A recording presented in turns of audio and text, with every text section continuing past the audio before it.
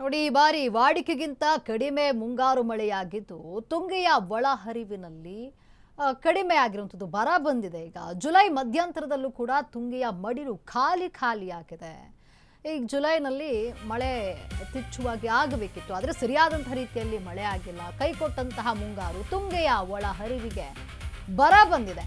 July ಮಧ್ಯಂತರದಲ್ಲೂ ಕೂಡ ತುಂಗೆಯ ಮಡಿಲು ಈಗ ಖಾಲಿಯಾಗಿದೆ. ಏನು ಕನ್ನಡ ನಾಡಿನ ಮತ್ತೊಂದು ಜೀವನದೀಗ ಖಾಲಿಯಾಗಿದೆ.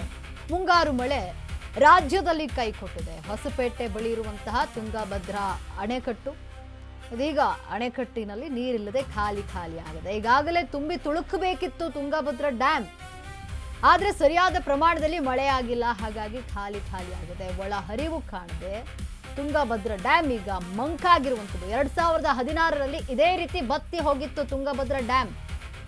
ಇದೀಗ ಮತ್ತೆ ಅದೇ ಸ್ಥಿತಿಗೆ ಬಂದಿದೆ. 2016ರ ಬಳಿಕ ಮತ್ತೆ ಅದೇ ಸಂಕಷ್ಟಕ್ಕೀಡಾಗಿದೆ ಅಣೆಕಟ್ಟೆ. ಕಳೆದ ವಾರ ಶಿವಮೊಗ್ಗದಲ್ಲಿ ಧಾರಾಕಾರವಾಗಿ ಮಳೆ ಆಯಿತು, ಆದರೆ ನೋಡಿ ಈಗ ಮಳೆ ಇಲ್ಲ. 9 TMC ಇದ್ದಂತಹ ನೀರು 25 TMCಗೆ ಏರಿಕೆಯನ್ನ ಕಂಡಿತು ಕಳೆದ ವಾರ ಆದಂತಹ ಮಳೆಗೆ. ಆದರೆ ಈಗ ಮಳೆ ಮಾಯ ಆಗಿದೆ. ಡ್ಯಾಮ್ನ ಒಳ ಹರಿವು ಇಳಿಕೆಯನ್ನ ಕಂಡಿದೆ. ಇದರಿಂದ ತುಂಗಭದ್ರಾ ತೀರದ ರೈತರಲ್ಲಿ ಭಾರಿ ಆತಂಕ ಆಗ್ತಾ ಇರುವಂಥದ್ದು. ಕೈಕೊಟ್ಟಂತಹ ಮುಂಗಾರು ತುಂಗೆಯ ಒಳ ಹರಿವಿನಲ್ಲಿ ಈಗ ಭರ ಬಂದಿದೆ.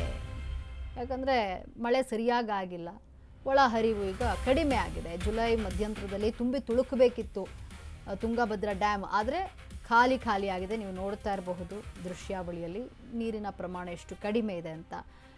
ಕಳೆದ ಬಾರಿ ಏನು ತುಂಗಭದ್ರಾ ನದಿ ಡ್ಯಾಮ್ ಏನು ತುಂಬಿ ತುಳುಕ್ತಾ ಇತ್ತು, ಆದರೆ ಈ ಬಾರಿ ಸರಿಯಾದಂತಹ ಮಳೆ ಆಗಿಲ್ಲ. ಹಾಗಾಗಿ ನೋಡಿ ಏನಾಗಿದೆ ಅಂದರೆ ಖಾಲಿ ಆಗಿರೋಂಥದ್ದು. ಒಳ ಹರಿವಿನ ಪ್ರಮಾಣದಲ್ಲಿ ಕಡಿಮೆ ಆಗಿದೆ. ಆ ಭಾಗದಲ್ಲಿರುವಂತಹ ರೈತರಿಗೆ ಇದರಿಂದ ಆತಂಕ ಎದುರಾಗಿದೆ.